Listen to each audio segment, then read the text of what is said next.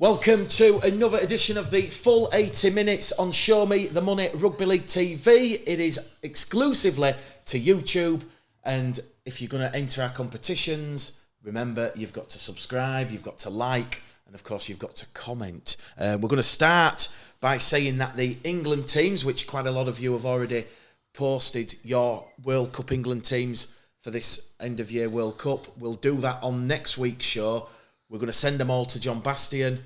Who else is getting involved? Andy Dodds. And Andy Dodds. So John and Andy, over the course of this weekend, they're going to go through all your suggestions. So what I will say is this: when this show goes out before this weekend, please, if you want to be in with a chance of winning the signed England shirt, this is your final chance to put your suggestion down. We want you 1 to 17, who you think Sean Wade should be picking for England to take on the World Cup on home shores, and also we want a left field candidate, somebody who might just bring a little bit of pizzazz and a bit of flamboyance and flair, a left field sort of suggestion. But yeah, we've already had a lot of comments from last week's show. We'll quickly go through those because we do value your support.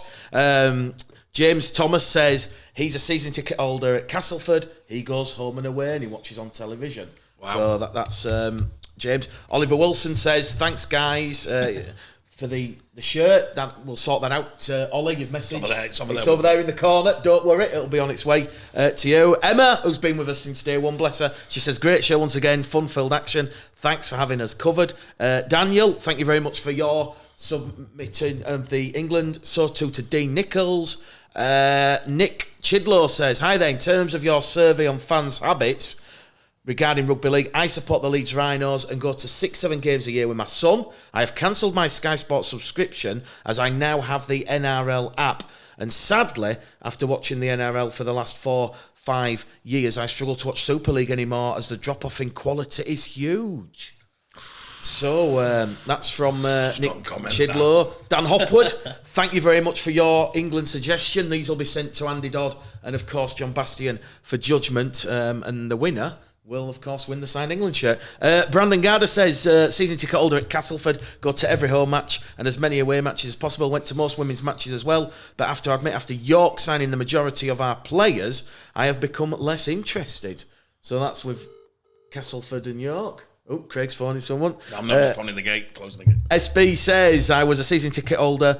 I live 60 miles away from my side and work shifts. So I can only go to games when possible, but I do watch games on Sky Premier and Our League. Liz Clark says, I'm a season ticket holder at St Helens and I go to the odd away game, but I also attend the internationals and Challenge Cup games. Phil Lord says he was a season ticket holder ×4. He's now an armchair fan watching Sky and Premier Sports. So Phil had 4 season tickets. He doesn't say why. Phil, let us know in the comments for next week's show. We'd love to catch up on that. Simon Donny says season ticket holder. Watch the team away when possible. Also watch on TV. Brad Nasher says he's asking... I should read the comments before I read them out. He wants to know about the Bradford-Newcastle fight. It's on Twitter, Brad. Search me at the Game Caller. We might talk a little bit about that later. Now Tom Mulroyd's got his 10-game ban. Michael England says, season ticket holder with Doncaster. Go to most major events, finals, England, etc., Challenge Cup finals. Can you give a shout to my young lad who plays for Bentley Amateur Rugby League? We just did, Michael. Keep up the good work. Hopefully, Carl Hall, if you're watching, you want to get some scouts in Bentley and have a look at Michael's lad. Could be a future star. Chris Hilton says he goes to all home and away games. Watches on Sky by the way. Premier. There we are, a bit of Doncaster shirt. Doncaster from the day. Kirsty Burton, I'm a season ticket holder at Wakefield. Kirsty, you poor thing. So I'm only joking. I go to all home games and most away games apart from when Wakefield are in France against Toulouse and Catalans. I have no Premier Sports or Sky Sports, but I will attend internationals and some big game occasions when I get the chance with friends. Mike, a Wigan fan, says, not a season ticket holder, but he will go to around 80% of games. If not, and they're on TV, he'll watch them on Sky. The Rommel Saint says he's a St Helens fan and he hates Wigan with a passion. He enjoys going to the St Helens games. I'm not sure who this is. I can't really pronounce it. It says Ivy Lash. I used to be a season ticket holder, but since Bradford dropped out of the Super League, I didn't enjoy watching Bradford in the Championship. I now go to the odd game. around Yorkshire. I do subscribe to Premier Sports and Sky, and I still watch the game on Sky. D. Nichols says he goes home and away with Hull FC, and he also watches the games on Sky. Time will tell, season ticket holder with Leeds, and also watches games on Sky. Ernest Jones, season ticket holder. Craig Reynolds, me, the missus, and my 8-year-old son are season ticket holders at the Bradford Bulls. Matty Morrison says, I go when I can now. I used to be a season ticket holder at Castleford, but not anymore. DB King says, I watch on Sky, Premier Sports, Channel 4. I'm a big York City Knights fan, and I attend all the home and some away games. Craig Reynolds, thank you for your suggestion. Joe Cadell says he's a Sky watcher, but he's heavily involved in the amateur game. He doesn't go to first team games, but he watches the amateur game. The Badger says, where are we going now? He's a season ticket holder. Matt Hart messages, he's a season ticket holder. Ben Wilson says he's talking about the attendances at Cornwall, thinking that getting 1,000 to Cornwall is fantastic. Totally agree. And again, Sam Boothroyd, season ticket holder, and watches on Sky. So yeah, we've had a bit of a mixture of comments there, as always is the case. Thank you very much. It was interesting. The majority of people, Craig, clearly passionate about the sport of rugby league, and a couple of disillusioned comments there who were former season ticket holders. A couple of people mentioning the drop-off in quality, but we want to keep it positive.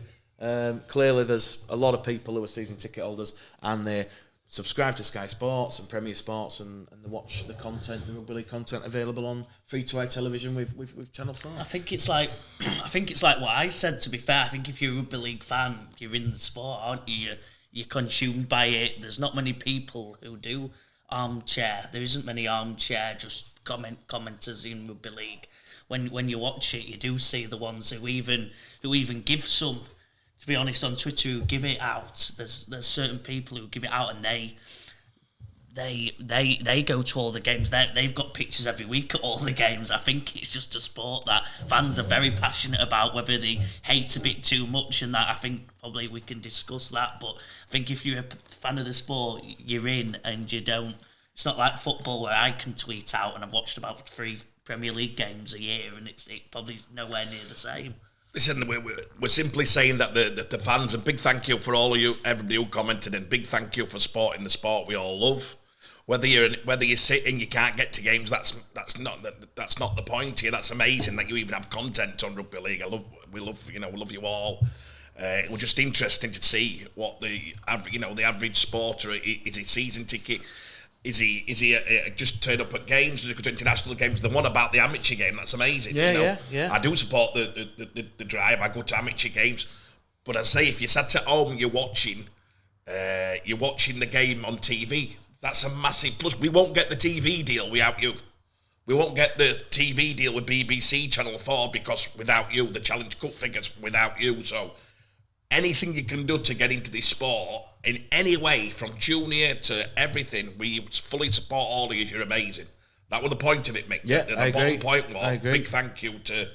And one interesting point is, if you like rugby league, you're probably one of the sports that they'll actually go and watch other teams. There's not many sports out there where a supporter will go... Now, rugby league fans are quite varied in watching other games of rugby league when they can watch it. They don't miss every game on Sky. They don't miss every game on BBC. They go to junior games. We're amazing, really, when you think about it. We might be a small amount compared to the national, average of what sport, Mick, but we seem to be a very loyal bunch, don't we? We are, and I'll always say this about rugby league fans, because in the past, you go back 5 years before streaming, rugby league fans were starved of content, starved of games. We're now living in this sort of Highland era where you've got your Channel 4, you've got your Premier Sports, our league still stream the odd games, the Cornwall games are on home and away. Amazing. So, it's got to be applauded. Well, the YouTube, me and Joe on Monday, we do our YouTube. YouTube is for reserve games, academy games, and junior games. We do our scouting and everything now on a Monday night. We get all the games, as many as we can. We'll have 4 or 5 hours content. This week, we encourage more clubs to do it, don't we? I think there's Leeds Rhinos and Bradford who put pretty much every reserve under-19 game they have on YouTube, and some of the others don't, to be honest. There's certain teams where you don't get to watch it all. So That's a shame, but I think the ones that do put it out, and there's there's quite a lot of amateur teams that put all the games out, and we've watched a lot of them, haven't we? We've watched a lot of amateur That's teams amazing. play, It's amazing. It's good. Please It's keep really it all good. up. Well, there we go.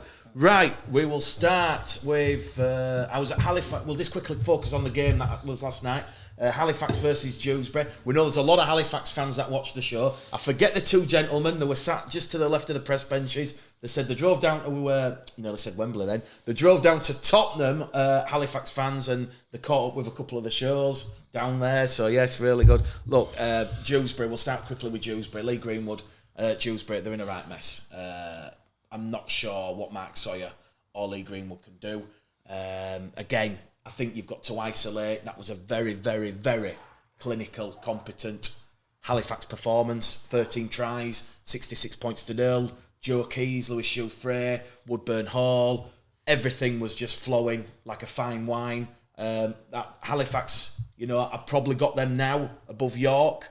And the game against Lee on Sunday is probably the game of the weekend for mine. I'm going to that game Sunday afternoon. I can't wait for it because depending on how Lee have celebrated and partied after their fantastic win over Featherstone, like Simon Griggs and Joe Keys, who I spoke to after the game, like Joe Keys says, there's no time like the present then to be playing Agreed. on the back of, what was an energy sapping, really, really attritional blood and thunder type of game against Featherstone Rovers. But, it's interesting now. Halifax have won 8 on the bounce. I know in the past we've had discussions about Simon Griggs and James Ford and other coaches and what they want. And obviously you can see now from what Simon's wanting, he's focusing on the discipline. I think they give away 3 penalties all game, a couple of set restarts. The goal line defence was absolutely fantastic. It wasn't a case of Dewsbury just didn't turn up. Halifax did not let Dewsbury play. They were straight out of that defensive line. I saw a very different Halifax last night to the Halifax I saw at the start of the season, where they were very juttery and they were Just trying to figure it out. Going through the motion, so to speak. Like they lost to Widnes by the drop goal. Maddie Smith drop goal there in a real sort of dour kind of really frustrating game for Grixie because he does like to focus on the completion. And, the completion for Halifax last night, it must have been in the mid to high 80s. But like I said, 13 tries, they missed 6 kicks at goal. You add it all together, all of a sudden you're talking 70, 80 points, Yeah. But look, Dewsbury, they're in a bit of a mess. I think what Lee Greenwood and Mark Sawyer need to do personally is they need to isolate that Dewsbury season and their survival is not going to be defined against games against Halifax or any of the perceived top 6. It has all got to be, in my opinion, against your Whitehavens, your Londons, your Workingtons. So yes, while Mark Sawyer and Lee Greenwood were very deflated, very flat after that performance against a very electric and white-hot Halifax Panthers team, their season's not going to be defined against that. But, what I saw last night was, this Halifax side, if they can go to Lee on Sunday and they can get a win, all of a sudden, I don't care what anyone says, you've got to put Halifax up there in terms of being in that sort of dark horse with the York City Knights for challenging for perhaps not so much the top 2, but if you get third and you get the home advantage, it all seems to come in, lovely jubbly for Simon Griggs and Halifax. Yeah. But yes, I don't take delight in going and watching games and commentating on games that are so one-sided, where Halifax dominated all facets of the game. But listen, if you're an Halifax Panthers fan, you're absolutely purring with what Simon Griggs is doing there. By the way, Craig, Mr. Ian Crode, I'll give him a shout out, my good friend Ian. Give me a cup of tea at half time. And then he says, Ian watches the show along with the other Halifax directors. Apparently, last year, you and Mr. Crode had a bet. And you bet that York could finish higher than Halifax. For this year? No, for last year. So now it's double a quits. So apparently you owe him one dinner. So Ian's ready to double down. I'm going to challenge it, and I think I said it for this year. He said it was for last year. Yeah. Wow, I thought we had a conversation, and I thought he might be right, Ian, and I do apologise. He's ready to double down. Doing a great job. He's ready to double down. Simon Griggs, great young coach, doing an unbelievable job there. I hope he don't mind me repeating this, and it's just a bit of banter, because I said to him, how many show me players have you got at Halifax? He says, we don't have many. And I says, why is that? He says, any players we identify, Craig takes them to York. it's not. Can I answer that? Yeah. Well, one, that's not true. We're just having a bit of banter. Of course we are. Two, I wouldn't take a player. I think Halifax and York are quite similar. Yes. In standard, and I think Grixie's got his own mind. Very, very. How can I put this? The way they recruit is a certain type of player, I'd say, and it must be very effective. You judge it on results. They've got a great squad there now, aren't they? They're not scared to go in the market for big money. I think they'll even gamble more next year. I think you'll see Halifax kick on again. They'll be looking for that Super League B licence, Mick, and they'll get it. So Halifax fans, the fans out there, what a time to be an Halifax fan coming, because if it's reported that you finish in the top 7 next year, and that's true, you're in a Super League B licence. Well, you're going to be in Super League B. Halifax are going to get. They could end up getting the fans back. If you've got Halifax v, let's say Halifax v, somebody dropped down, Wakefield, Salford, Lee. Let's just say in a Super League B licence, what fans? You're probably talking 3,000 or 4,000 home gates, aren't you? Well, you don't. I know it's hard for a Bradford fan to admit this, but it's probably. I do this show independent of Bradford, Craig. You know that. I'm doing this purely. But what would you say? What would Halifax get? I know our good friend Matt Shaw thinks that they'd get a lot more than Bradford. Well, Matt Shaw's talking bollocks on that one, Craig. Because, Matt, you coming on the show next week? We'll have the go at this next week. It's been building. No, listen. Look, kidding, by the way, Matt. No. Look, Bradford have the highest supported club in the Championship, so for anybody to be saying if Bradford had a Super League B licence as well, you can't challenge that, Craig. Anyone who's watching this, look, Halifax, the crowds would go up. I'm not turning this into Bradford versus Halifax. The crowds would go up 100%. But like I say, focusing on the field last night, wow. Yep. Wow. That direct running game, you've either got support players, Lachlan Walmsley, his alertness, he went 80, 90 metres with a couple of intercepts. He's been awesome this year. year. Lachlan Walmsley, when I watched him on the scene last year at Whitehaven, you just knew, this kid from South Sydney, he deserves a chance. And when I spoke to Lachlan in the off-season, the deal to Wigan, he told me it was that close. Listen, Halifax have got a job on the hands with Lachlan, because them Super League clubs, after that performance last night... Are you watching him? They will be watching him. Are you watching Lachlan? You are? Are you? He's not one of yours, is he? Lachlan. But yeah, just a quick one on all this IMG and rebranding and restructuring. So there was supposed to be the D-Day meeting next week, but my good friend, Mr. Ralph Rimmer, it's been postponed because... apparently, the diaries of the chairman are full. Now, I was talking. Listen, I won't say who was there last night. Anybody who was at the share last night will know. There were numerous Super League chairmen, Super League CEOs. It was almost like a scene from Last of the Summer Wine, Craig, because you go there and you see them all. It's the same faces, and they're all talking about. The horse racing and this player and that player, and you hear all the you hear all the gossip and rumours. Is it going to be 210s? Some was arguing we can't cut it down too much. It'll have to be 212s. So you're hearing all that. But yeah, it was just interesting, Craig, because obviously I was aware the meeting was next week, but Ralph has had to postpone that meeting. It's going to be later on in the month, because that's a big meeting. That is D-Day, because the RFL, as we've said previously on this show, you can't restructure and rebrand and just say, right, this is what we're doing. You need to give the clubs at least 18 months, because you say it in June, July, that then gives them the remainder of the year and the whole of next year to plan for what is happening in 24. But be rest assured, what I'm hearing from IMG and other sources in the sport, Craig, is get ready. The change is happening. The change is happening. Some of the stuff that's been mentioned is phenomenal. You look at what IMG, Endeavour obviously own IMG. Mm-hmm. You look at what Endeavour's done with UFC. They own UFC, and you look at what they've done, and then you're hearing about how they're going to market, rebrand. Everything is going to change. Seriously, there's going to be wholesale changes. Rugby league, and this is what is needed for the game to survive, in my honest opinion. We do need to change. We do need to think outside the box. And certainly, what I 110% think will happen is licensing will come back at some point.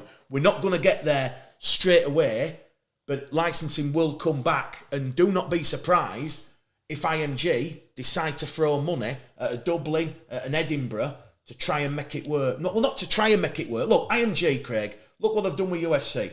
They'll make it work. They'll pump the money in and they will make it work. And while a lot of people in this sort of northern M62 kind of, regional kind of territory, homeland, heartlands kind of territory, will be all like, oh, what about poor Batley? What about poor Bradford? What about poor Halifax if we don't get in? Well, I'll tell you what, IMG,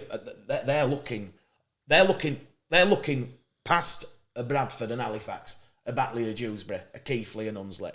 They're looking at, like you say, a Dublin and Edinburgh. I'm not saying it's going to happen overnight, but like you say, they've got the money, they've got the financial clout, and if that grows the sport, ultimately, I'm happy for it. But exciting times. We just need to hope that the chairman, they clear the diaries, and this meeting takes place, and the RFL can be brutally honest with them, because, like Ralph said at the start of the COVID-19 pandemic, not every club is going to make it. Not every club is going to get over these hurdles that are on the horizon. And yes, there's going to be people who are probably heartbroken and say, oh, well, my club, because I'm certain, Craig, when you speak to some owners, they're saying, well, if we're not in that 210s or 212s, why am I going to be in an unfunded third division? Why am I going to pay 80, 90 grand a year to keep this club going? There's going to be some tough moral decisions to be made. And rightly or wrongly, IMG are going to grab the game by the scruff of the neck and they're going to drag us from the dark ages into the new age. Let's hope they do. Any changes make these casualties? If you change something, anything. 100%. So if you're a club who don't make the 210s or the 212s, you're only getting 300 people through attendance. It probably is a semi-professional third division support base and club. And then you get to reapply if you can improve your attendance, improve your corporate, improve your... So it might be the best thing that happens to them, because they can... We watch semi-professional football. I coached it in the day. We had Goultown, our assistant manager at Goultown, probably for 4 years. They were getting 1,200 people. That's more than what the Championship 1 clubs are getting anyway. So the semi-professional game is unbelievable, and it can still survive as it does every day in football. With your Guisleys, your Emleys and all this, they get fantastic support base.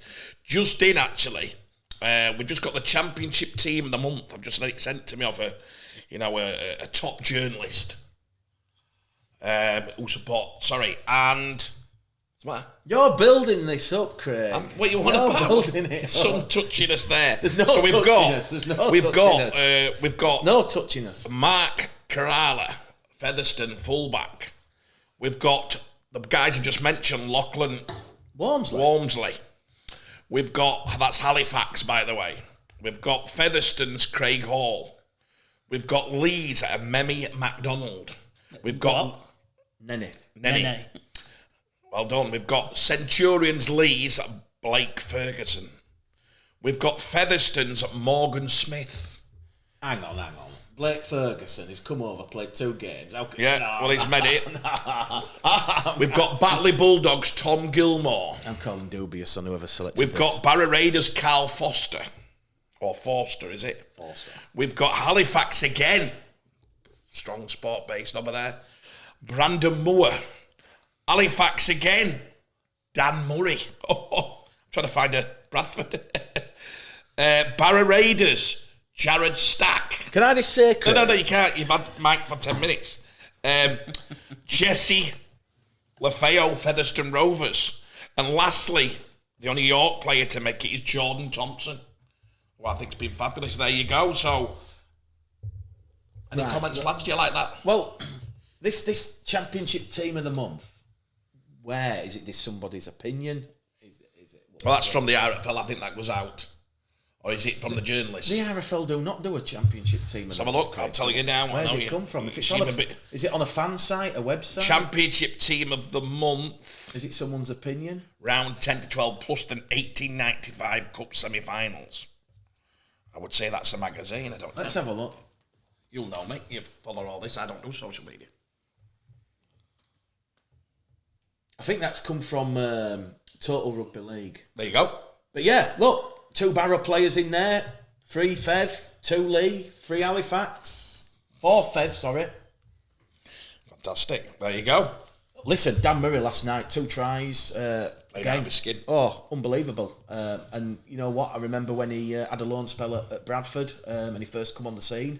And then obviously he's been in Super League, dropped back down, now in the Championship with Halifax. Again, another fantastic, useful asset. Somebody who will give you big minutes. Yeah, listen, I think that's Lorraine Marsden who's done that. She's a good friend of mine. So, Lorraine, there's a couple of dubious ones in there. There's probably too many Halifax. No, I'm only joking.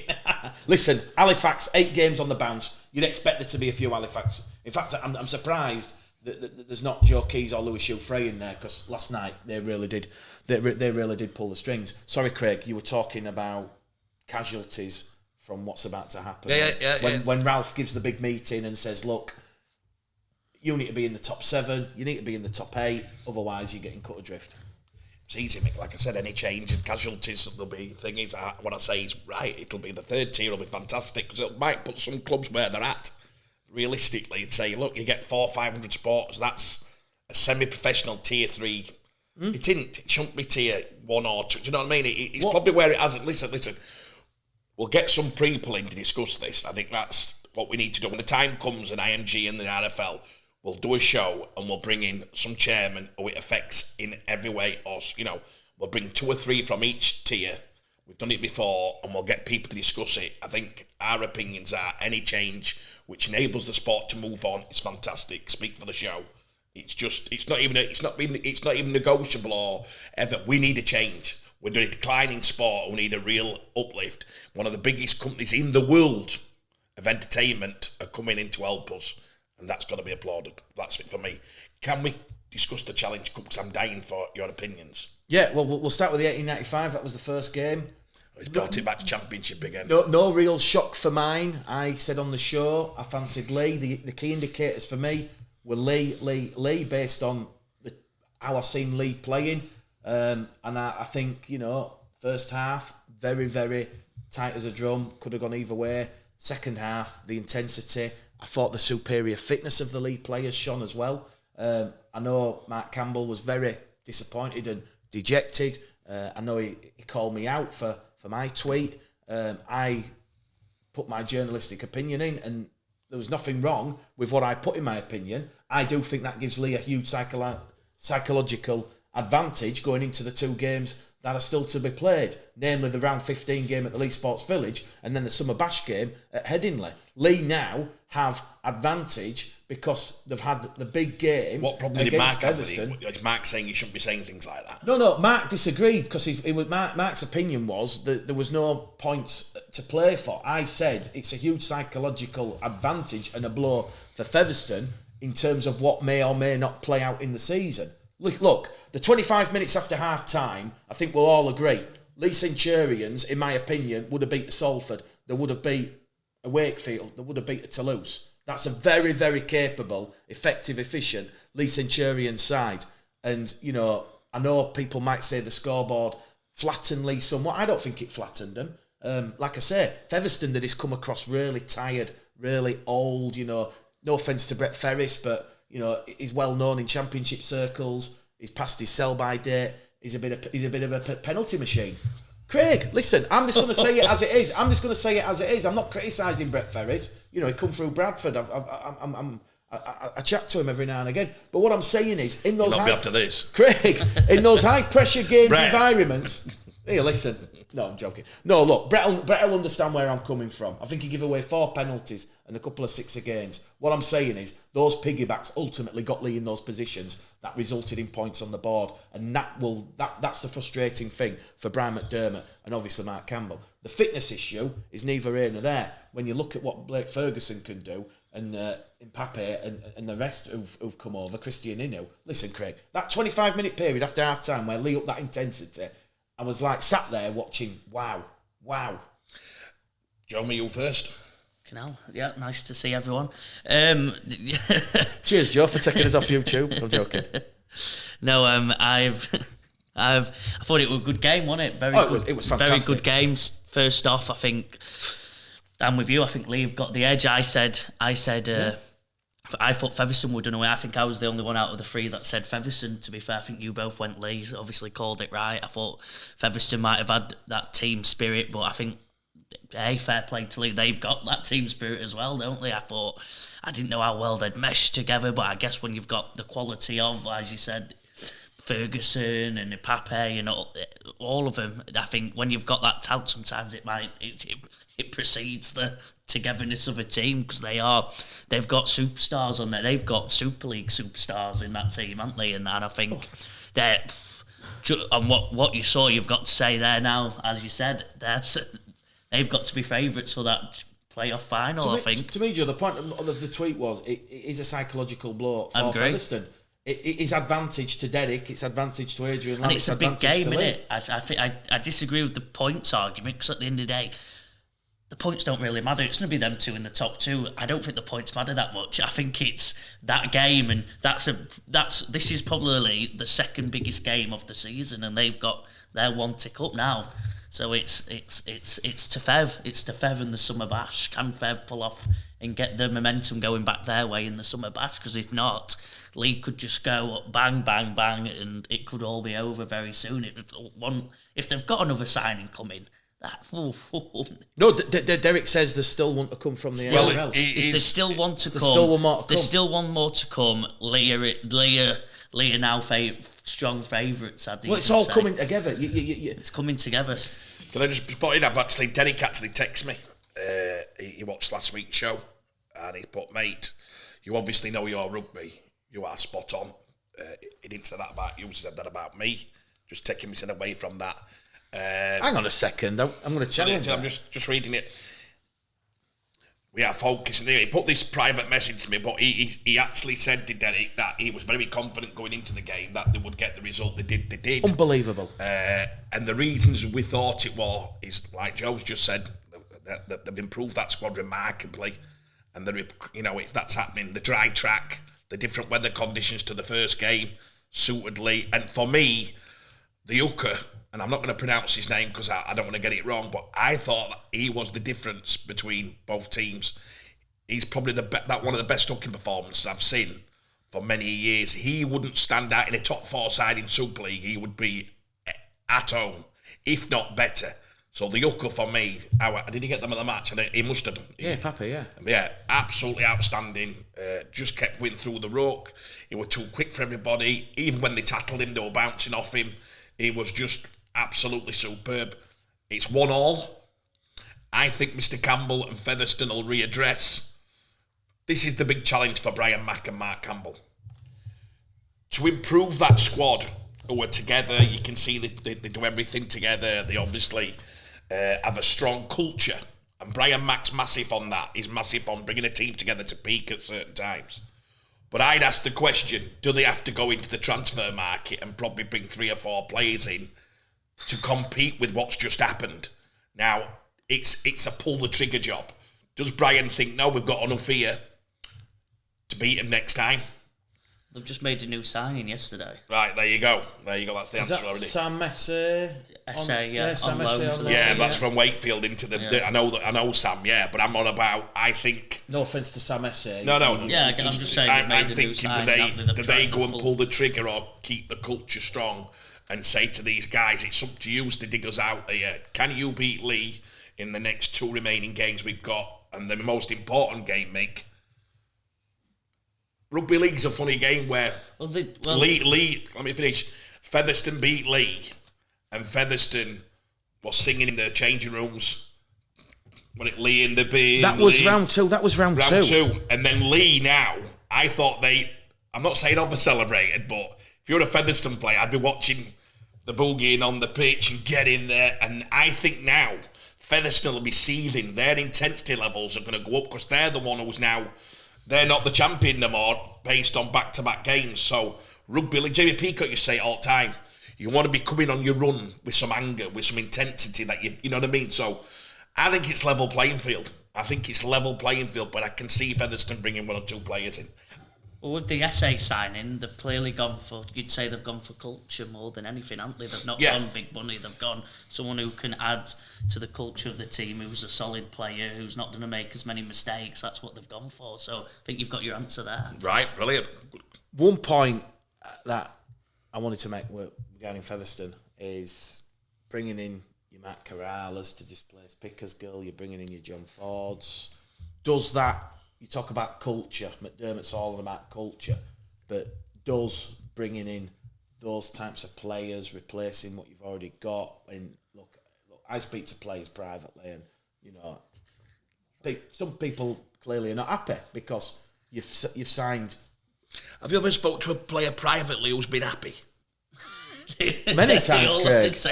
You said the same thing every week. Line. You say, I've spoke to this player. The same line. What are you on about? You say that regularly. You do. Every Sam, week, I know you're behind the camera. Is this summer? He says regular. I told him in private, and he's not happy. Well, can we have a player who's bloody happy?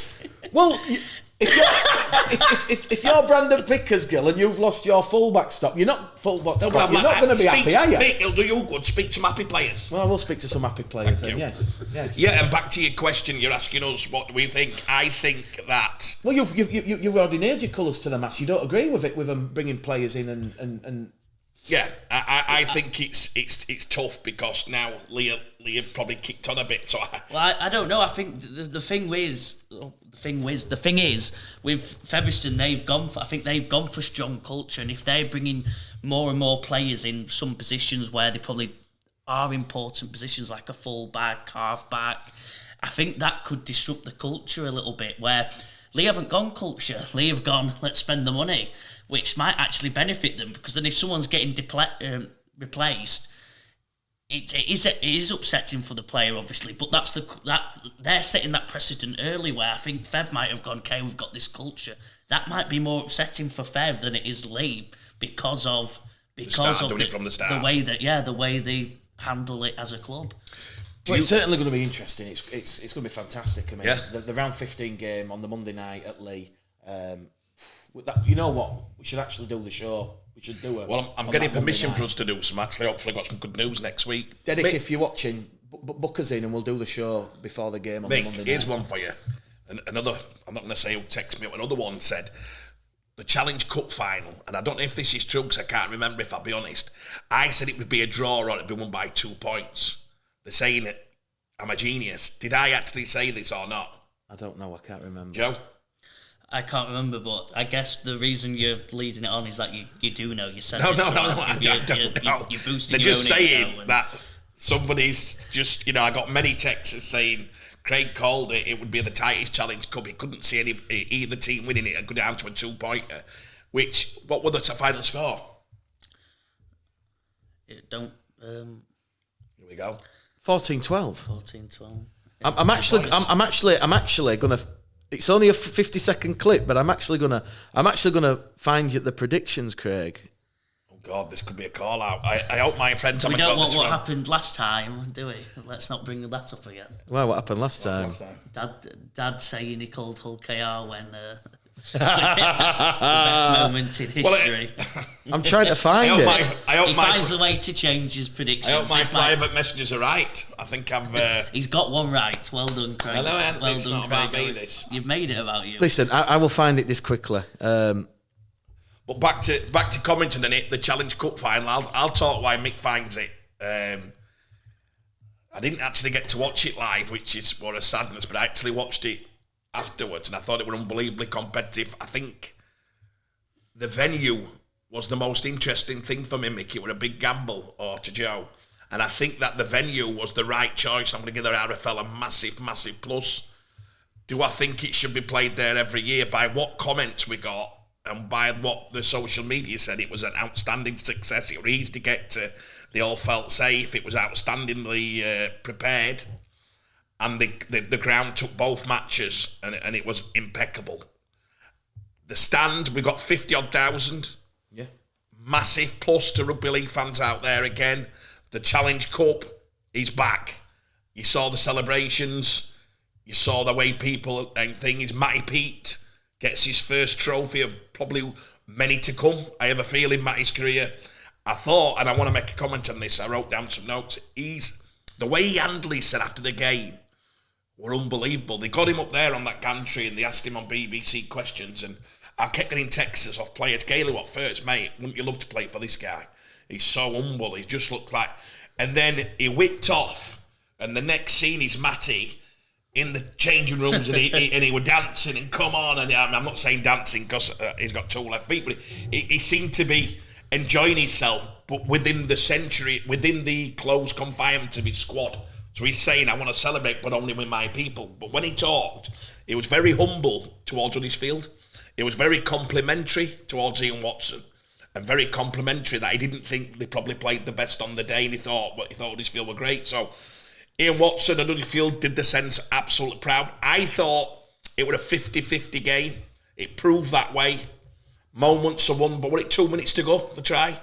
Yeah. It's fantastic viewing for rugby league. If we just said earlier on in the show, rugby league fans love rugby league. Well, you got a right game. Whether you're a Huddersfield fan or a Wigan, the entertainment of the game, everyone agrees to go down to 2 minutes to go and get that played the way it played out. And do you know what? I felt so sorry for Kudju and Jermaine, because they'd seen that move 3 or 4 times, and usually one of them had dropped back. Harry saw it, whatever. I went played out. I was like, oh my! And Marshall read it. It was just a play that they must have thought, this is it. We need to throw a play in here that's unpredictable. Was it on the 5th or the 4th when he kicked? The 5th. They kept it going. Wow. It was that pass, like you say, to Smith, and then wow. They were on that left-hand edge. Huddersfield hadn't... Luluai pass. Yeah, Luluai's pass. I think it was like 25 metres. Lovely, pinpoint straight at the breadbasket, and then, like you say, Harry Smith's kind of like had a little glance up. There's no one there, and obviously Marshall's backed himself to get around and ahead and touchdown in the end. And they thought, the Huddersfield right edge have thought they're going to throw it, not kick it, because they're not going to risk kicking it with 2 minutes to go. That's why Jermaine probably never dropped back. Yeah. Probably why the fullback never swung round. What a play. Well, I don't think he could swing round because the attack was down the right-hand side, and they've had to... They honestly screwed it up, but they kept it going. It was a lovely shift. They kept it going, and they got it to the left, didn't they? They got it off the cuff going to the left. Tui Hayter was all the way to the right trying to cover the Gubba kick the other side, and he couldn't get there. He couldn't get Don't usually kick, like you said, they usually keep it hands. They usually keep it in the hands, though, with 2 minutes to go. It usually becomes bum, bum, bum, bum, and then they might try a chip kick. But Harry Smith, 21-year-old halfback, to put a play like that in a game like that, unbelievable. And by the way, he has had a lot of criticism, young Harry. Do Wigan go with a 150 grand player? Do they go and bring a 250 grand halfback in? Good on my Pete, good on Wigan to keep faith in a young man, and he's repaid you. Probably played 50 games now, which will go on, but he's repaid them faith, and I love that. Is what rugby league's about. I agree. Clubs who actually back the youngsters and keep faith and give him the chance, and Harry's repaid him. Totally agree, Craig. Totally agree. I mean, a lot of people have said it was a bit of a self-inflicted defeat by Huddersfield, and listen. When you start looking at Tuilolea, he's missed 4 goals, he hadn't converted the tries, and you're looking at the errors. Look, it's easy to do that after the game, but look, in the heat of the moment, from what I certainly saw, Huddersfield were just a better team on the day, but they've not come up with the win. And like you say, you watched that Wigan performance, Craig. There was a lot of errors, low completion rate, and it was down to that Wigan defence that kept Huddersfield at bay and restricted them to just those tries that they conceded. But like you say, in the heat of the moment, when you've got the weight of the world on you, and that is probably going to be, but with the time on the clock left, that was probably going to be Wigan's now or never Hail Mary moment, because there's 2 minutes to go. Are Wigan going to be back 20 metres out on a last tackle play? Because they'll only have one more set, and you'd assume Huddersfield would kick it out. And so you've got to say no. To come up with that play, with the game on the line, and like you say... There's loads of ifs and maybes in sport. It was a great story. A great sporting narrative. I've seen a lot of people say Morgan Smithers should have been sent off. Well, let me finish. Morgan Smith were awesome in that game. He competes right on the line of what is competitive and what isn't. But that makes him the player he is. He didn't get sent off. I think he's made 50-plus tackles. He's got the offload to score the first try. He's 20 years old. He's a year younger than Harry Smith. He is a phenomenon, what he's doing. And he gets not a lot of toffee, does Morgan. He just does his job. But I once seen Matty Pete said to me, in the higher intensity games, Morgan plays better. He struggles with the lower bottom three, he can't, but when it's like that, he's on it. So, what a joy to see 2-3. How many young players do we have on? We can go on to this. This Huddersfield have had in his senior. Yeah, listen. He played in the England Test match, one of them. Harry Smith. We're going to do that in Morgan Smithies. Yeah, Morgan Smithies, Ethan Havard, yeah. Wow. I mean, on this finally... Owen Trout, Oliver Wilson. On the Morgan Smithies incident, I said this at the time. I said, if that's a Super League game on a Thursday night, he's off. But we see it time and time again. I go back to the 2005 Challenge Cup final when it was Hull versus Leeds, and there was a couple of dangerous tackles there, and Steve Ganson didn't even give penalties to him. Look, it happens in finals. Referees are more lenient. They let things go. In every sport. What I will say is that shouldn't happen. That needs to stop, because now Morgan Smithies has got the ban, basically saying James Child messed up, and you can understand how that aggrieves Huddersfield further. It's like... No, look, I know, Craig, but this is the case. This is just a very minor criticism. What, you want him to be sent off in a final? I'm saying, if we're being consistent, and we've seen players sent to the sin bin, sent off for a lot less than what Morgan did at Tottenham on Saturday, I'm saying, where's the consistency? Why does the consistency go out the window because it's a final? I'll answer you. So if you did that, you'd probably have to scrap Origin, where it's refereed different. No, without doubt, I'm telling you that every player. No, yeah, but that's complete. That's not the Origin. That's not this. It is the Challenge Cup. It's our biggest. Let me finish. I don't want to turn this into. I know you've asked a question. I'm going to try and answer it. I just want consistency. Origin is the most viewed games in the world of rugby league. Correct. It's above They've the gone there game. and said, when you're on the biggest game, it goes all around the world. They want it to be intense. They do referee it different. You've got to. If Morgan gets sent off there, Mick, and then Huddersfield win by 20. As a viewer, I'm on about the sport. This is not backing our player up, by the way. My loyalty to Morgan will stay there anyway. I don't want no one sent off. I want it. If it's a sin binned, would that have been effective? To get somebody sent off in a final, for me, I would never want anybody in any sport to because we've got 100 million watching it. Why do you know what I mean? Sin bin. I get 10 minutes. Probably should have been sin binned. He got 4 games. That's the nature of sport. Every sporting final, there's not one. I watch a lot of NFL. The last 3 Super Bowls, there's been moments where someone should have been penalised, and every sport, Premier League, every game, every big game has points where it happens, don't they? And it's just the nature of sport. Refs miss it. There's the pressure of the moment. It's on. You don't want to stop the game because normally the finals are incredible, and they don't do it. So I think it's a tough call. We see Willie Mason put 3 punches into Stuart Field and knock him cold and never got sent off. But that was a different era. That a lot of times they didn't get sent off. No, there was hell on at the time. I agree. Remember, there was absolute hell on. I'm not saying Morgan Smith should have seen red. I think 10 minutes in the bin. Yeah, well, that's different. That's what I'm trying to say, Craig. But obviously, look, it comes back to the finals, and they are refereed differently. But I just like to see consistency across the board. Right. That's not me sticking up for Huddersfield. I'm just saying fair is fair. If that happens on a Thursday night, he's going. End of story. No complaints.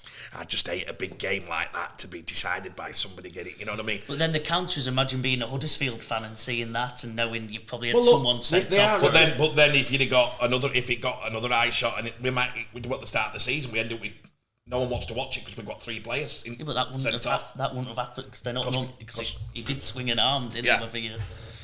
Well, like I said, the RFL disciplinary, they've been very busy this week, and they've clearly decided that it should have been a sin bin or even worse, and he's got 4 games. Just finally, before we move on to what we're going to talk about in the sort of second part of the show, the Aussie schoolboys and where the class of 2019 are now, and we'd love your opinions and thoughts on whether or not the player has kicked on and achieved the potential. Tom Allroyd, who was one of those players, he got the 10-game ban. Interesting. We've all seen the clips from the Bradford Newcastle. Someone actually messaged, are you going to discuss it? All I've got to say is it's sad that a young player like Tom Allroyd has now got 10 games and is going to probably reflect on this year. as a missed opportunity because, he's going to miss the next 10 games, which is going to take him pretty much towards the end of the season. Listen, we've all seen the fight. We don't really need to discuss what's happened. No, leave your lads alone. We knew he was going to be getting 8 or more. The fact that he was referred for 4 different punches, 4 different cases, indicated. I mean, to be fair, I did ask the RFL, because obviously when it goes to the independent tribunal, when it's a grade F, which basically means 8+ or more, you knew that he was in serious trouble. I know Jake Sorrock's managed to get his downgraded from an F to an E. He's had 8, he's now doing 5. How that affects Newcastle moving forward. They've got a couple of big games coming up against Sheffield and Featherstone at home over this weekend. Yeah, look, Tom Allroyd, it's sad. I mean, Andrew Voss actually retweeted it and said, "Oh, look at this, it's Biff," and everyone's loving it. But yeah, poor Tom Allroyd, 10 games. Listen, anyway. Listen, I'll say one thing, you'd take that over a cannonball tackle or the... 100%. Any people who really love the sport, it shouldn't happen. Tom let his hands go because he felt he was threatened. He's gone bang, bang, bang. Very competitive sport. I'll tell you one thing, Mick. When IMG come in here, let me tell you, that'll be highlighted a lot more. They won't, trust me, they'll want to sell the sport. And if sometimes the lads get it on because we are an aggressive sport, they won't be holding back on that. So the cannonball tackle, Mick, anything behind the legs that comes in third man, anybody we went to quite funny. We went to the Warrington Leeds reserves games last week, and Tom played. And there were a couple of times I'm thinking you could see we had a little Tom Inman. He's an hooker for Warrington from Halifax. Shout out to Tom. He whacked. He must have given about 5 stone away. Whacked. Tom Allroyd. Tom landed on him, and as he got up, I think Tom looked, and he said, "Little Tom had flashbacks from Bradford Academy." It's now thinking, "Oh no, have I just dropped the biggest bollock in my life here?" And he just looked up, and Tom were like, "Listen, it happens. Some of the greatest players to play the game have had long bans because of the way they play it. Your Sam Burgesses, your Adrian Morleys, Barry McDougall, some of the most."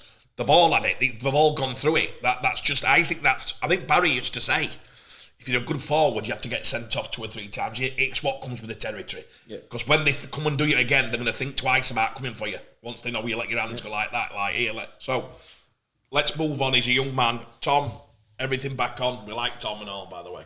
So the final part of the show, we just want to focus on something. Don't forget to keep your England team suggestions, by the way. Subscribe to Show Me the Money Rugby League TV.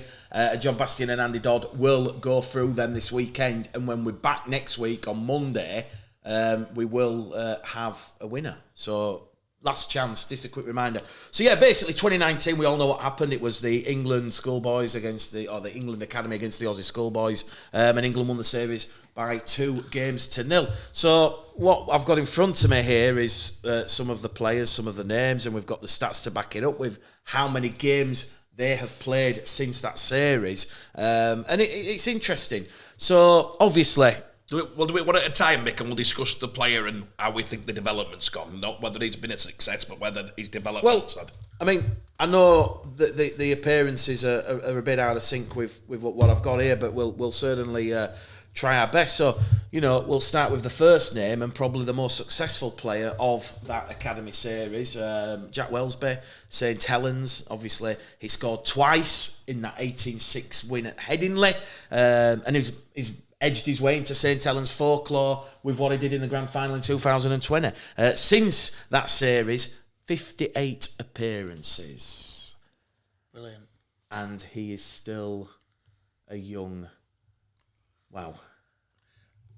I think we said some age there, Mick, and then you stopped because you couldn't remember it. He's, I think... 21. 58. Joe, you can have... 58 Super League appearances at 21, and he's won a grand final. In fact, he's won 2 grand finals. But it was his try against Wigan at the K-Com. Go on, Joe. Well, he's a superstar, isn't he? It's just what he is. He's he showed it in that. He showed it in the game. Scored 2 tries against the Aussies, and they've.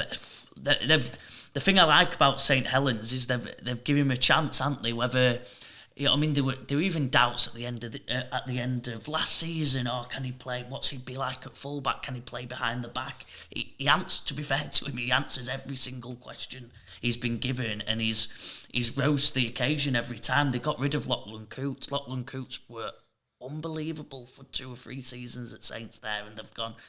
See you, Cootie. Sadly, we've got the man coming. Your time's up, pal. And they knew how good he was, and they backed him when other people might have said, "Oh, he's better at centre, better at halves." But there were questions whether that fullback role was actually his best, and he's gone out and proved every doubter wrong this season, hasn't he? And because thing I like, because he's got game time. I think game time's just the most important. As I said, 58 games. I think that's the most. Is that the most? It is. It is. I think that's the most out of anyone, and that obviously the player deserves that, but then it also reflects in where he's at now. He's probably ahead of most of them in terms of experience, in terms of just knowing how to play the game, not making silly errors. Is a consistent nightmare for any team that he's playing against. He's a very competitive lad. I think he's played 4 positions. Joe's right when he's saying there, Saints to be the best team in the land, and give a young man that many appearances proves that Saints, and I know this because I deal with them. They are totally on the board of giving youth development a chance. And as we go on through here, you'll probably see some clubs who probably don't do the programme as well as what they should. And there's some clubs didn't get any players in there, about 5 or 6 sub-leagues got no players in there. That's a massive reflection of their youth development programme. Yeah. This team won 2-0. This team dominated an Australian team, which we'll talk about in a minute. I've had nearly 200 appearances between them already. That's without David Fafita. And that's not the Wakey Dave. This is the one over there who's on £1 million a year. He didn't even come across because he was already playing first team as a young man. Well, he's on 56. Yeah, so two behind Wellesby. Yeah, so what he's doing is in what Saints. This is a collaboration of young Jack, fabulous, St. Helens, fabulous, Christian Wolf, fabulous, Mike Russ, fabulous. So that's the way it should be. Unbelievable. We'll try and go through them all, and the next one in his senior, of course, at Huddersfield, had that loan spell at Wakefield, now a first team regular in his senior, 37. Amazing. How good's that? So you've got to give, if we're going to give a massive gold star to Wellesby, you're giving in his senior a gold star, aren't you, for what he has kicked on since that Aussie Schoolboy series? He was even more raw, wasn't he? Innes has got the athletic potential of probably anyone we've ever seen in Super League, but he was raw, and obviously played at Wakey last year, and I think it's these players, when they have doubts, they're rising and answering the questions, and he's how good has he played this year? He's got that winger position locked down now at Huddersfield. He's playing unbelievable, and he again answered all the questions that's ever been given of him. Fair play. I actually with Innes probably had more debates about Innes with coaches and players, doubting his core skill, his core reading of the game. I thought it'd be 23. You start to see somebody come through. He's probably 2 years ahead of where I had him. The Wakefield loan were a genius, a genius move. Big on both clubs for allowing that to happen. And I think he'll just get better and better and better and better. We move on then. You've got Harry Smith, who we've mentioned already for his stamp on helping Wigan lift their 20th Challenge Cup final. Harry Smith in that series, he had a try and 8 goals. And as we say, we saw the impact in the Challenge Cup final on Saturday. One of, in my opinion, like you say, Craig, fair play to Matty Pete and Wigan. They backed him, one of the most exciting young talents in the game. 48 appearances since that series. These are all young, homegrown. The future's looking good for England. Yeah. Harry again, innit? Harry again, same. I can't repeat myself for the third time, but as we said about the Challenge Cup, him playing, got doubts, he's answered them again. How good is his progression be at Wigan? We're gonna know for it, aren't they? Wigan are probably the number one team who are known for bringing players through and giving them a chance, and it's reflected by a couple more on these. There's another 3 or 4 in this team who come from Wigan and end up who are now Super League players, and it's just fantastic, isn't it? It's the same clubs who just bring them through, and I think other clubs probably need to follow their templates, copy them, because they're doing it and getting the players through every single year. There's 1 or 2. I think to play him at half, I think if you put the other top 4 or 5 clubs in and take Saints and Wigan out, let's just say, how many other clubs had put a 17, 18-year-old lad to get 50-odd appearances by the time he's 21? How many of the top 6 or 8 clubs in Super League would dare or would have the coaching to be able to make sure, when that player's ready to play first team at 18? I think McNamara at Catalans would be a yes. Sorry? I think... Based on what? What are you on about now? Are we talking about? I mean, you've just said the top 6 or 7 clubs, so I know Catalans are a French club. But you said a halfback, putting a halfback in to have 50 appearances. Yeah, I'm saying if Catalans historically have had old halfbacks from Australia. No, I know, but what I'm saying is, I think McNamara would. All right, okay. That was what I was trying to say. I wasn't saying Catalans at Bradford, yeah, not as much at Catalans. Yeah, because McNamara obviously has been heavily invested in that youth development process.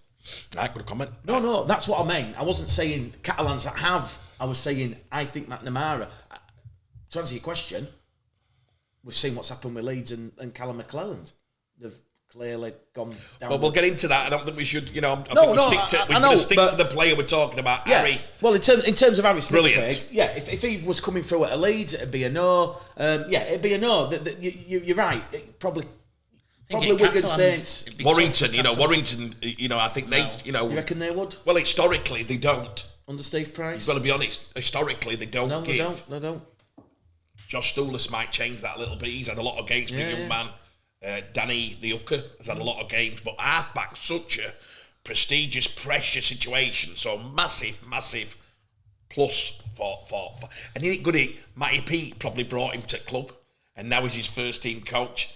Sean Wayne did that with a lot of them lads 10 years ago. He brought them as he was director of youth, and he's like, he's ready. Yeah. So when he got the job, he found it easy. I mean, of course, when you got them homegrown lads, they're going to give you an extra 5, 6, 7, 8, 9 points. That's what it's all about. But Harry, Cameron Scott, of course, who I know from Bradford, Hull FC. He actually captained the England team to the 2-0 series win.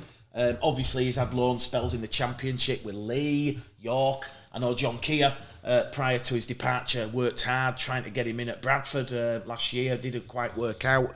But look, Cameron Scott, 31 appearances now, and he is the player everybody. Is that including Lee or without Lee? I think that's without Lee, isn't it? That's without the Lee. And he played for Lee 3 or 4 times. Yeah, well, he's probably at 40 then. Yeah, he's probably at 40 if you're going to include his York and Lee appearances. Yeah.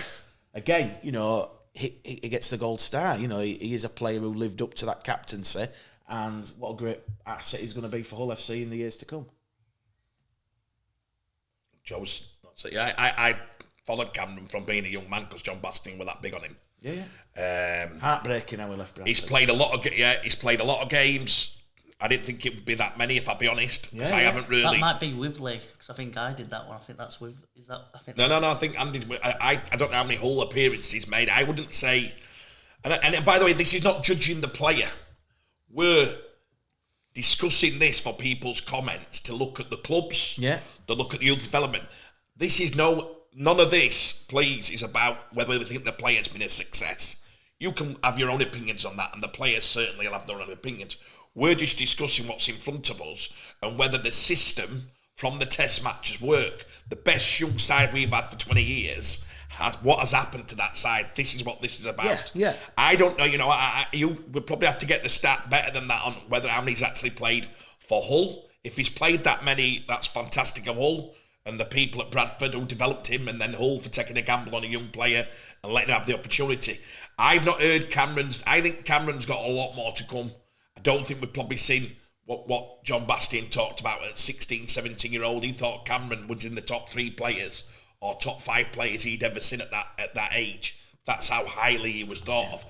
I don't think we can, at the moment, put him with the Wellesbys, put him with the Harry Smiths. I think he's got that to come. That young man's got that to come. But at the moment, to get that many games, it's fantastic. I agree. Untapped potential is what we'll say, but he definitely has this year kicked on. And he's been injured this year, hasn't he? Now he's injured. No, he's currently injured. Yeah, but when it start of the year when he was getting the game teams in. Just on the back of on the Hull FC thing, Jack Brown, who didn't play but he was in the squad, he's on 31 as well. So wow. So yeah. Now that's a massive plus to not make the Test series, but say to the selectors, oh by the way, what we're doing here, big rap for the selectors, Dave Elliott and the coaches. They sound like they got it right with how many games. But the player there, Jack Brown, wow, he has had an unbelievable last 15 months to play in the front row. And I've heard people say he's not big enough, he's not this, he's not that. When a lot of players go to Hull, no one knew Brownie. Then you hear the senior players, Scott Taylor, Luke Gale, ringing, hey, Brownie's got it, Brownie's got it, Brownie's got it. He just needs the chance. Big rap on Brett Hodgson for giving him a chance because he's stuck with him now and he's a regular. Big rap for Hull FC. Big rap for Jack by not getting selected has gone, stuff you got it wrong, I'm going to prove you wrong. Yeah. No, fantastic. I agree. We'll do a couple of Huddersfield Giant players now. Owen Trout, Oliver Wilson, pretty much neck and neck. Oliver Wilson on 36, Owen Trout on 32. You've got to say success, absolute success. Is this a show me England? Every playing it. Sorry, it's not about us, is it? Come on, Joe, you're on. Is this why? No, there's no ulterior motive. Listen, Craig, it's your show. We're kidding. Come on, Joe. No, again, Huddersfield probably don't have the reputation that they should have. I think they're not... For developing youngsters. Yeah, they don't have the reputation I've been but obviously they must have made a call 3 years ago and said, no, let's develop them. They've probably looked at some of the greatest sides ever, the Wigans, the Leeds of the golden decade, have all come from homegrown. So they probably looked at that and gone, you know what, that's the way we're going to start doing it. Because Owen, I made that. Owen come from Leeds, didn't he? Yeah. Yeah, they put a bet on him when he wasn't getting in the Leeds side, and brilliant. Owen Wilson took a bet on him. Oh, sorry, I've read it from there. Oliver Wilson. It looks like sorry. Yeah, Ollie Wilson, unbelievable. He come from Bradford, didn't he? Yeah, and just a quick point. Cameron Scott, obviously Bradford produced. Oliver Wilson, he's right. Bradford produced. Let's give Bradford. Whoa! Shh, hear me out. I don't. This is me 5 minute. No, this is me 2 minutes allowed on Bradford. I know people laugh about it, but let's give Bradford a huge amount of respect here, and massive round of applause. You're looking at these players here, and we're obviously going to move on to, your Sam Walters, your Morgan Smithies, your Muzzy Mustafas, your Tom Allrides, your Corey Johnsons, your Leeds, and your Wigans. Bradford, Championship. They're not getting the 1.8, 1.6 what these Super League clubs are getting. Unbelievable. Unbelievable what John Bastian's done. Unbelievable what Matt Dunning has done. Unbelievable what Lee Beattie has done. Ryan Hunkin. The people who are no longer involved behind the scenes in that academy. But, your Matt Dunnings and Lee Beatties are still there. And the ethos at Bradford Bulls, even now, today, ahead of the game against Widnes tomorrow, is all about homegrown, bringing in that next crop. And like I say, when you look at this, for Bradford to have 2 players in that team is unbelievable. Because, like you say, Craig, you are right. And I don't have the full squad here to actually go through it and actually tally it up. But, you've got Wellesbys, you've got your St. Helens, you've got your seniors, your Trout from Huddersfield. You've got a lot from Wigan, your Harry Smith, Ethan Havard, Morgan Smithies. Leeds have the most. And I think when we get on to some of the Leeds players, I think the viewers might be shocked at how poor Leeds have been as a club in integrating these players and kicking on, which is probably going to be, when you reach a conclusion, that might be a conclusion you, the loyal listener of the show, come to. But do you know, jumping in there, Mick, it's weird you're saying that, and it's right point, by the way. we should have probably, in our apologies, put the amateur clubs who develop these players as well, because they probably had them since they've been 8. They have them more than the club. So by the time they got to the test series, these might have been in the scholarships and the academy for 2 year, 3 year, but they've been at the amateur club for 7 or 8 years. So a lot of the big thanks for these is obviously the parents for taking them and the community clubs. So big shout out to all you community clubs, because this we should have probably wrote down. That'd have been it. We did this before. We should have probably wrote that down. Our apologies there, but listen, Oliver Wilson, what a gamble. Biggest transfer for a young prop at that age in the history of the game. Reportedly 100,000 plus. A bit more. Reportedly, so what pressure on young shoulders, and it's a slow burner with Ollie. He's had to wait. The last coach, I think Ollie were thinking, oh no, and what Ian's first year thinking, does he like me? Wow. Has he come good now? Is he going to march on now to be an international player? The way Oliver's playing, 100%. Owen Trout. I remember talking to young Owen and saying, Owen, I don't think you're going to get many games at Leeds. I looked at what were in front of him, we discussed it. I said, I have a chance to take you to Huddersfield as part of it wasn't really a swap, but it's part of the Leeming deal. And I can get you there, and I have a belief in you that you'll get more games than you would do at Leeds based on the position you play and sometimes it's what feedback you get. Yeah. But Owen took the gamble he said, and Owen actually has got more games at first than Oliver did. People were saying, wow, who's this Owen Trout, Oliver was probably thinking, God, they paid a fortune for me, and Trout is absolutely blah, blah, blah. They both play in a Challenge Cup final in the front row at that age. Could end up playing in a grand final. Both deserve a massive rap. Huddersfield Giants, Ian Watson, Richard Doulas, Ken, we're giving you the full. Taking 2 front rowers that many games. That's astonishing. I agree. Corey Johnson will move on to then just 4 games for Leeds. Been out on loan. A couple of games this year at Bradford. He's been at Hunslet as well last year. Thoughts on Corey Johnson, Craig? God. Is this first of all, Corey walked away from the game, so we have to explain a little bit here. Yeah, Corey felt... He'd had the loan spell at York, and then he'd had a couple at York. No, that were good. Before that, he spent a year and a half out the spot because he felt he needed to live a life. He felt he was missing out on a lot of things. He wanted to go to college with his friends. He wanted to... And I think there's a little bit of looking up, seeing Cruz come in, Brad Dwyer. I think you were thinking at the time, wow, so I think this was happening. I think now he might get an opportunity with the new coach. I know Richard Agar were massive on Corey. He did. Corey's had injuries. He's been hit and miss. He had a fantastic time at York. He came back. I think he thought this was the beginning of it.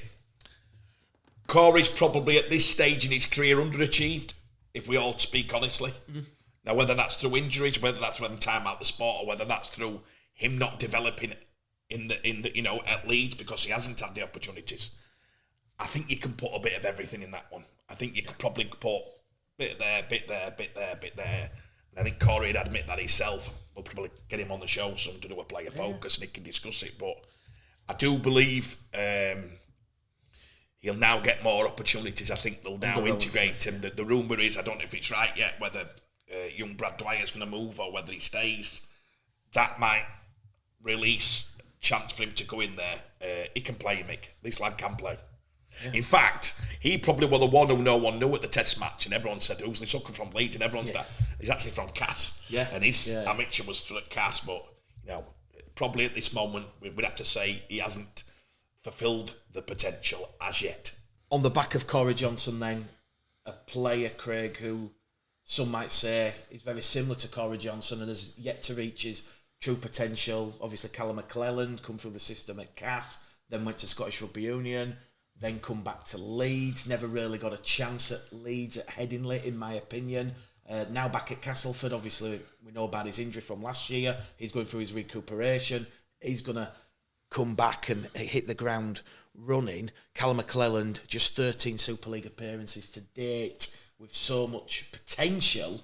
And I'm not sure if we perhaps using the full 80 minutes as a platform have put a little bit of, the torchlight on Callum himself. But again, you probably have to say Callum McClelland has not kicked on, rightly or wrongly, since the 2-0 win for the England over the Schoolboys.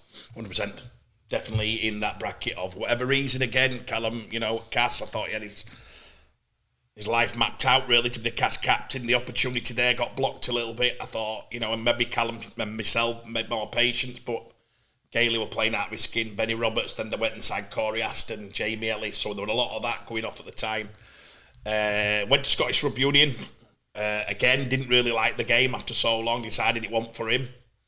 Got the deal done at Leeds, and I'd say when he come back to Leeds, he probably got into the halves at England without actually playing much rugby league for a year and a half. So actually a lot of players were quite unfair, because if you went to the Origin matches, Rowan Mills and Mikey Lewis played really well against the Aussies and didn't get picked. Callum got picked straight in.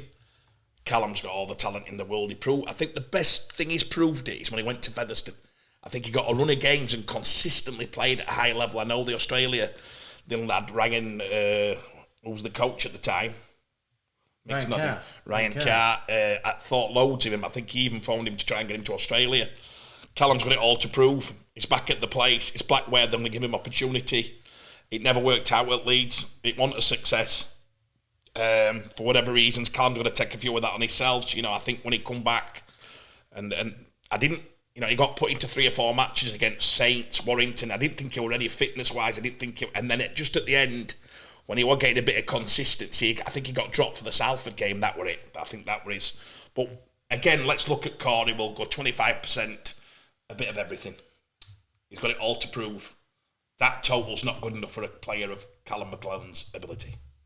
Sure. I think he's covered all bases there, to be fair. Just a little bit then on what you've mentioned, 2 players who didn't get selected. Obviously, we focused a little bit on Jack Brown.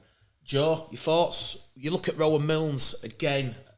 We've already given Bradford a bit of toffee for bringing on Cameron Scott and Oliver Wilson. The only championship side. If Rowan had been selected and played, Rowan Mills would have made it 3 for Bradford, which would be phenomenal when you consider there's no Warrington. No Wilkinston Rovers. You look at the Super League clubs, and it's crazy to think, Craig, that just a small select few clubs have actually produced these players for this 2-0. Rowan Mills, 28 appearances for Bradford, 20 for Ulkar now. Wow. Yeah. 48.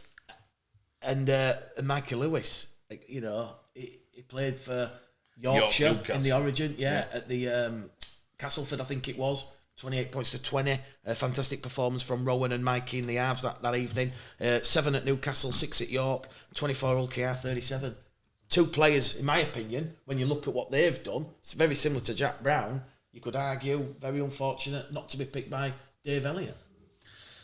Both Rowan and Mikey have both been brilliant, haven't they? I think Mikey's probably the one where he's now becoming that superstar status, and he's becoming on the Harry Smith and the I can't say Jack Wellesby level, but he's definitely reaching them heights with his superstar tries, with his showcase ability. You know what I mean? He rocks the world, and I think he'll be. I think I've read a couple of England ones. I think he'd be a surprise. You know what I mean? The what's it called? The wild card pick. Yeah. On a lot of England teams if he's back healthy and fit by the end of the season. And I think what a player he's become from.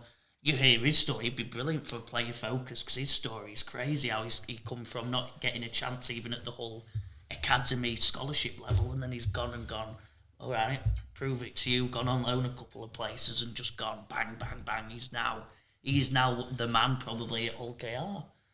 And Craig, what a great, for Willie Peters to work with. You've got 2 young, exciting English halves in Rowan Mills and Mikey Lewis. Yeah, the probably the biggest success stories, both of them. I think both come big lesson for all players who are watching it. If you don't get picked for Origin, you don't get picked for England, do what these lads have done and come through the other road and make a massive success. Rowan's probably one of the most established. The way he plays like a 30-year-old. His brain, his things. I think Rowan's got another 3 gears. I don't think they've seen half of it. I think he needs to get this run of games will help him. Mikey writes his own scripts. There's no words, is there? Mikey just writes his own scripts. He's under 15, under 16s. He went to Hull Academy and exploded. But then, Hull KR were so lucky to make that one their journey. But big shout out here by the way, to Championship clubs, Mick, for giving opportunity to Mikey and Rowan. You know, do we need dual reg, Mick? Well, these guys are a massive plus. Even when Rowan went back to Bradford, it did it world of good. Yeah. Mikey went to to Newcastle, so it changed his life. It really did. He become a household name immediately. He then went to York and played in that cup last year. Yes. And it was sensational in that. Both players on the hub. Both players have been allowed opportunity, and a big, massive plus to all of you. All of you. Brilliant. And just fine. Sorry, mate. And if you look at that towards Callum and Corey, you look at Callum and Corey, and they've got all the ability in the world to be proper players. I'll leave it to people to debate whether, you know, is it opportunity? Is it player driven? Is it coaching? Is it the culture? Is it because some clubs have to sign players of high salary in their position so they don't get chance? Whereas Hull KR, I think they've given Mikey and maybe and Rowan now would there be another top 6 club or top 8 club, mate, allow 2 20-year-olds to play at half? No, we know the answer to that. I think Wellesby and Doddsy, maybe. Yeah. Would you question Saints to probably do it? Potentially, based on obviously Mike Rush and their philosophies, because like you say, Wigan. Yeah, you wouldn't put it past Wigan to do it, would you? Well, not under Matty Pete. But it's the same type of thing, innit? Would there be another club? I don't think there's many other clubs who dare play them like them two played together a couple of times last year. I think that's brave. So big shout out to KR on that. And just finally, we've mentioned already about Morgan Smithies and Ethan Havard, both underlying their potential at Wigan. Ethan Havard, 40 appearances. Morgan Smithies, 53. Morgan Smithies, one of the best back row forwards in the world. I'd love to see Morgan Smithies, how he'd get on in the NRL, following on from Whitehead and Bateman. Look, Do you know he's a year younger as well? That England team, when you look at it, because I always remember that was the year we just first started the full 80 minutes. And when I always remember we did a special show with our friend from Australia, Jason, I think. Jason. And we'd going through the names because he was a little bit like, like you say, Bradford are very good at putting academy games on Facebook and YouTube. Leeds. Obviously, Jason does his homework and watches them. But, English fans were like, who is Jack Wellesby? Who's in his senior? Who's Oliver Wilson? Me and Craig are like, who's Oliver Wilson? He's been doing 200 metres plus for the Bulls, for the Bradford Bulls in all the academy games all this season. Who's Louis Stodd? He's set up about 7 tries at Dudley Hill on a cold Wednesday night when St Helens have beat Bradford by 60 points. Same with Morgan Smithies and Ethan Havard. You see him in those academy games, you knew there was something special. Do you know what's special about that one? Again, Morgan's, I can't even talk about it because it's that stat's that good. And Ethan, that stat is that good. But Siddle got to get a mention because we've mentioned a few there, and I reckon Rowan played for Siddle. I think Morgan played for Siddle. I think Tom Allroyd come from Siddle. I haven't done my own work on the rest, but I think, again, a big amateur club, big shout for the amateurs who are doing all that developing. But again, Morgan could be next England captain. The way he's going on, and you're watching the way how competitive he is and how intense he is when it comes to it. And he's I watched him he sent me a picture in the changing rooms, and he I don't know because it's bright, but he's there with his his bunch whatever, and he's got the trophy, the champagne. Morgan will celebrate like you've never seen. He's one of the lads, but Matt, you can't take that away from him. You've got to allow that to happen because you can't. I heard once in Origin they said you cannot ask a player to play that intense and then walk off and go back home for a cup of tea and a slice of cake. It ain't gonna happen. That character has put his head where no one in the world dare put his head. He's then going to be sat at bar going, the drinks are on me, boys, let's have it. So, fantastic. Some of these stories are amazing. And again, for the lads who haven't had many appearances, which we've got a few more coming now, this is for you. We might sit here in a year's time, Mick, and I think we should do it once a year. And these lads can come and get the chance and prove that they are the players that everyone... You know what I mean? Opportunity breeds. I think John Bastian's saying it. The more games they get, the more they look the part. Joe mentioned earlier on. The more games they get, the more they start to get used to that pace, let them make some mistakes, Mick. Let them make some things. Young players make mistakes. How can they learn if they don't make a mistake? You can't. Do you know what I mean? If you're hitting a nail in and you hit your thumb, you're not going to put your thumb there again, are you? Unless you're done. Do you know what I mean? So they've got to learn. So anyway, go on, next one. Yeah, no, I was just going to say, Craig, you know, we've done Ethan Havard, Morgan Smithies. You know, you've then got a Lewis Senior. Yeah, you got Lewis Senior. How many's he got? If you look on your WhatsApp, I think Lewis has got 30, 40 plus. 36, Lewis. That's amazing. You know, again, twins. Yeah, playing for England. Both had that many things. Both been, you know, criticised for the natural level of playing, and have they got this, not competitive? Well, I'll tell you what, that stat tells you they have. Big stat for Huddersfield again. Lewis has got, what is it? 36. Wow. And just wow. And just finally, and I think this is the concluding part where you're going to look at it and think, Leeds, or what have you done? Have we've missed some out there. Muzzy Mustafa, Tom Allroyd, Louis McConnell, Sam Walters. Just tell them what they've got, Mick. How many's Tom Allroyd got? I'll go through them now. Where are we on this? I feel like I want to make sure we give them all the same time. I don't think I ain't got Tom Allroyd's on here for some reason. Let's have a look. Go on, speak about one of the others then, and I'll find Tom's. No, I'm just saying when you know, Muzzy Mustafa, obviously he's been on loan at Featherstone and Bradford. I've not got his either. You'll have to send me that one. There you go. We are live and we're disorganised as always. No, we're not. But no, you know, you look at Muzzy Mustafa on loan, Tom Allroyd again on loan, still a little bit younger than you say some of the others. But you know, if you're going to compare a Muzzy Mustafa, Tom Allroyd to what a Morgan Smithies or an Ethan Havard are doing, you know, they've not had the opportunities at Leeds. Clearly, they've not had the opportunities at Leeds to grasp that, you know, opportunity with two hands, as you've seen with your Jack Wellesby's at St Helens, Ethan Havard's at Wigan, your Morgan Smithies at Wigan. And again, it comes back to probably, you know, Richard Agar, head coach of Leeds at the time, you know, clearly does not. But that might not be Richard's fault. It has to come from the club. Leeds historically have generated the best young players in the world. You know, maybe Leeds have had the pressure of the Leeds great machine has then gone, we've got to play a bit safer here.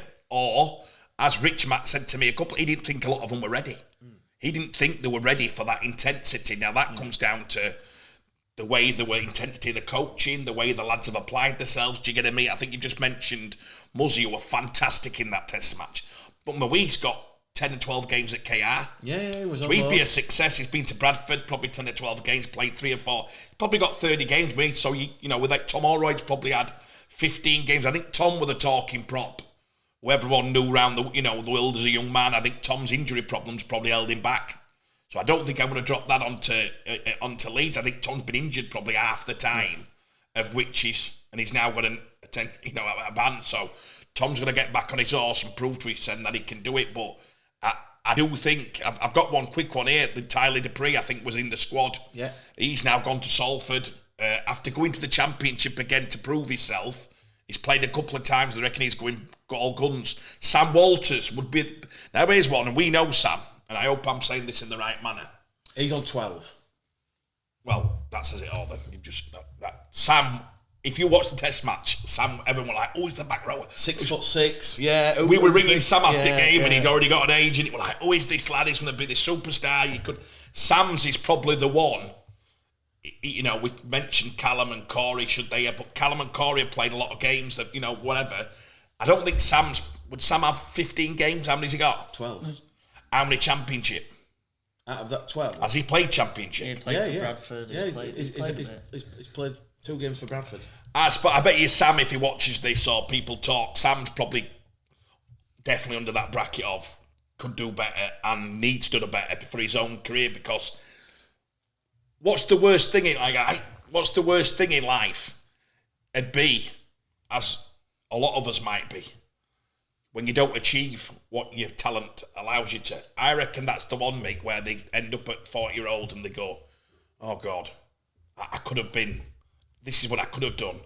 I don't think any of these lads want that story. And you know what I mean? And I think if you go back through the 18s academies, And I remember Danny Maguire telling me some of the players he played with when they beat the Aussies, and Danny said some of them he never saw from being 20 again, that were it. And they're the ones who'll be at the bar. And they're the ones who'll be at the bar saying to their mates, do you know, I played with Danny Maguire in England. And they'll go, you really did? Yeah, what happened to your career? Well, I probably pissed it up wall. I didn't try enough. I didn't intensify missing enough. I didn't make the right choice as a young man. This has been a rousing success. Now, for us to say we're a little bit disappointed in a few of them, not really. They've all done brilliant, actually, thinking about it now, looking at it as a whole. Do we think some of them could have reached higher potential? They probably will. That's the challenge to them young men, isn't it? But I think this, would you say, lads, I'll ask you this to finish off. Is this the England programme for the RFL a rousing success for this country's rugby league? Yes, you would. You first. Well, you've got to say yes, because you've beaten the Aussie schoolboys by 2 games to 0, and I know... No, what they've gone on to do. Oh, 100%, yes. The England elite talent pathways, they call it. Dave Elliott, Paul Medley. I know I've given Dave and Paul and Dave Rotherham a bit of stick over the academy licences when they put Bradford, UKR and Castleford.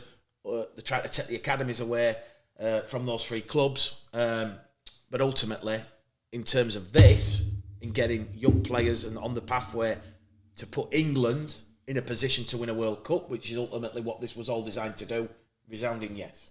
We've got here a stat here, so it's the, and I'm very bad at pronouncing them, you're better than me, Mick, but the Aussies, we think, have had a total of 220 appearances. That's the like of Tazina Hu, Bradman at Newcastle, Dom Young were counting and was in the squad, Jock Madden, Tommy Toulouse, and David Fafita, we said, didn't even make the squad because they were already in the first team. He were on 56, David. So that'll put their total up a bit. But with Miles, we're in front of the NRL, which people could say it's a higher standard and harder to get through. I think, young Durden, did I mention him? Yeah, Tommy Durden, yeah. Tommy Durden. 40 yeah. So their total might be just as high, actually, thinking about it, because Durden must have played 40, 50 times for Queensland and Brisbane. He's on about 47, is Durden. Oh, so you put here, Steve Crichton, 65. Tom Dearden, 46. Well, there you go, Craig. Stephen Crichton. Yeah. Wow. He's awesome. What a team they beat, but again... What a series. It's been around. It's all them lads who were part of that, and even the ones who never made the test series, there might be a lot there. And people, please mention some that played in the Origin or even didn't play, who've had loads of appearances, so we can actually use that as a success. But I'm giving the RFL and the English and the coaches, who are the coaches, Mick, to give them a rap? James Ford... Paul Anderson. Jamie Langley. Absolute massive rap. What would be amazing if they put that on YouTube for all to watch in years' time? Why don't they put that now? I guess maybe at the time they didn't want to sell it. Why is that not on YouTube now? They should make that a big series when we beat the Aussies at thing, because you look at, like you said, you look at their team and you're like, well, he's now an NRL superstar. He's an NRL superstar. And we beat him, and we've got some brilliant players. How good would that be to watch that back in years' time? I've just been sent some more already. Jake Wingfield, 15. Yeah. Josh Sim, 17. Yeah, Josh Sim. Ben Davis, 8. 8, yeah. It's an absolute success story all the way around, isn't it? It is, and you've just got to hope that when the schoolboys come, not this year, because obviously the World Cup, but next year, in 23, we're back. COVID has... slowed disrupted it all down, and we've got to hope that the class of 23 are just as capable. Somebody's just put there that the players who was too young to get into the academy: Liam Tyndall, Josh Thulis, Ellis Longstaff, Umaya Handley, Brad O'Neill, Lewis Dodd, Ben McNamara. They were the. Yeah, they was. Yeah. Oh, Corey, hey Corey, I hope you haven't read thing already. Right, Joe. But no, listen, it's been another fantastic show. The full 80 minutes with myself, Mick Gledhill, Craig Harrison, and Joe Harrison, or Joe Me the Money, as he likes to be called. Yeah, so just a quick reminder: if you're watching this before the weekend, in the comments below, please, last chance to win the signed England shirt. Give us your 1 to 17 for the World Cup. They will all be sent to Andy Dodd and John Bastian over the course of the weekend, and then we will discuss that on Monday's show, which will go out next week. As always, the Super League's back this weekend. The Championship, there's a whole host of games taking place tomorrow. Workington Town at home to London. Massive game on television. Relegation battle. Here we go. I'm going to miss it because I'm on the way to Widnes. So I'll be looking at the result with vested interest. We know they've got rid of Jermaine London, and we could talk a bit about that and have a full roundup of the games that take place this weekend. Warrington Leeds, I believe it is. That's going to be a huge test for Rowan Smith. But listen, keep it happy, keep it positive, keep it rugby league. We'll be back on Monday next week with another edition of the full 80 minutes on Show Me the Money Rugby League TV. Don't forget to be in a chance of winning the shirt like Ollie Wilson was with the signed Oxen gear. You do have to subscribe and like. That's all we ask. We'll see you Monday. Bye bye for now.